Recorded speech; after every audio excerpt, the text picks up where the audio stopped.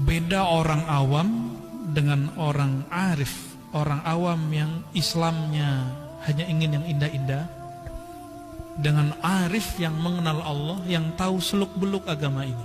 Meskipun gak bisa baca kitab, semoga yang hadir malam ini tergolong arif. Amin ya. Walaupun gak bisa nerjemah Quran, ya gak apa salah. Nanti gak ditanya kok Pak, bisa gramatikal bahasa Arab gak dikubur, gak ditanya. Ya, yang ditanya, kamu kenal Allah tidak?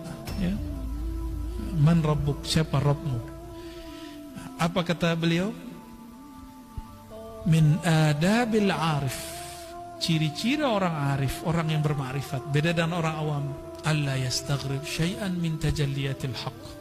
Tidak pernah merasa aneh, tidak pernah merasa sulit menerima apapun yang Allah tajallikan, yang Allah tampakkan, yang Allah mau. Ya. Anak saya diambil Allah, kan Allah yang mau Pak. Apalagi nih kejadian kita, guru saya diambil Allah. Apa saja, ada yang dikasih, ada yang diberi, ada yang lahir, ada yang mati, begitu terus. Kita nggak bisa menahan sama sekali takdir Allah Subhanahu Wa Taala. Nah, orang yang masih merasa aneh, berarti dia orang yang awam. Nah, saya sering menjelaskan dulu, ada namanya Jamal, ada Jalal. Masih ingat? Ada Jamal, ada Jalal. Masih ingat gak? Saya ulangin ya. Jamal, keindahan Allah, kebaikan-kebaikan Allah. Sedangkan Jalal, keindahan Allah tapi dalam ketegasannya. Kalau Jamal, keindahan Allah dalam kelembutannya. Nah, kita ulangi terjemahannya. Kalau Jamal, Jalal secara harfiah, Jamal indah, Jalal mulia. Tapi bahasa Indonesia kita memang agak kurang kaya dalam menerjemahkan bahasa Arab. Karena Karim diartikan mulia, Aziz diartikan mulia. Terus apa perbedaan tiga kalimat ini? Lain. Kenapa iblis bertawassul dengan sifat izzah, bukan dengan karam? Bikaramika, dengan kemuliaanmu, Karim. Karena lain makna Aziz dengan makna Karim. Apalagi Jalal dan Jamal. Ya, Jalal, Jamal. Jamal itu kita berkumpul malam ini. Enak kan? Kalau ngaji-ngaji doang enak. Coba antum diajak berjuang, mau nggak? Siapa yang mau diajak berjuang? Kalau ngaji itu Jamal.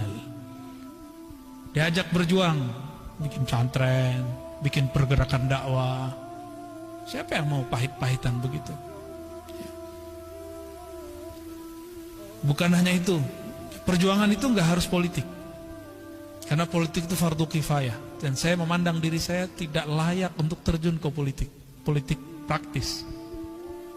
Karena saya tidak ada pendidikan itu dan tidak pernah masuk organisasi pra-politik juga nggak pernah. Ya. Maka kita ngambil bagian yang lain, yang ini juga fardu kifayah. Nah, ini adab nanti antum ketemu guru manapun. Jangan paksa dia memilih pilihan kita atau membicarakan politik ala kita, karena mungkin siapa tahu dia tidak menguasai. Tapi beberapa ustadz karena ingin menyenangkan jamaahnya, dia terpaksa kemudian bermujamalah. Ya, mujamalah itu ngenak-ngenakin temen lah, padahal dia nggak begitu-gitu amat. Tapi lama-lama kalau ketemunya komunitas begitu terus, setiap hari begitu lagi, besok begitu lagi, jadi karakter. Dia takut menunjukkan dirinya yang sebenarnya.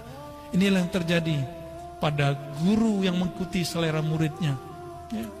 Bukan murid mengikuti hidayah yang dibawa gurunya.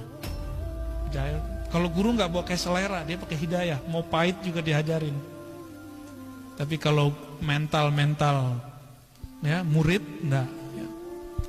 Nah, ini bahagianya orang yang mental murid jadi guru, mental murid jadi guru, nggak siap dibenci. Gak siap berbeda dengan orang lain, gak siap beda dengan muridnya, takut gak diundang lagi. Gimana Pak? Baik. Jamal, ya beginilah. Ini Jamal, gak ada pengorbanan. Antum korbannya cuma berangkat dari rumah ke sini. Ya. Kalau beragama cuma itu, gampang sekali beragama itu. Maka beragama harus ada pengorbanan. Kadang korban perasaan, nggak hanya korban duit. Kalau korban duit orang biasa, korban perasaan ini yang paling berat. Ya, karena perasaan itu bagian dari yang disebut nafs, jiwa, ego. Ego ini harus disembelih. Ego itu harus dibakar. Kalau enggak, dia akan merongrong. Dia seperti anjing liar, anjing gila yang ada dalam diri. Ya. Kalau kita tidak tundukkan dia akan menguasai kita. Nah, itu sebabnya ketika orang berjuang, itu banyak yang berguguran. Kalau sudah jadi sebuah pergerakan, apakah namanya thariqah, apakah majelis zikir, apakah pesantren, majelis dakwah, majelis salawat, itu akan banyak begitu. Sesama jamaah diuji, sesama pengurus diuji. Ya. Pengurus gimana Pak? Kena ujian belum? Udah kan? Ya. Kadang ada yang nggak sepakat, Ustadz itu kenapa diundang? Nah nanti begitu juga. Ya, siap-siap namanya berjuang. Orang berjuang harus berkorban. Ya. Nah, itu namanya jalal. Jalal itu ketika menemukan sesuatu yang jiwa kita bilang gak enak, tapi ruh kita bilang itu enak. Itu kemerdekaan dia. Jadi kapan ruh kita merdeka? Jika jiwa ini merana. Jika jiwa kemudian disudutkan terus, jiwa kemudian dididik terus sampai kemudian dia menjadi patuh kepada ruh, baru ruh kita merdeka. Inilah yang disebut al-insan al-kamil, manusia yang sempurna. Dan itulah Rasulullah Sallallahu Alaihi Wasallam. Nah, kita sedang proses ke sana. Semoga Allah mudahkan. Ya.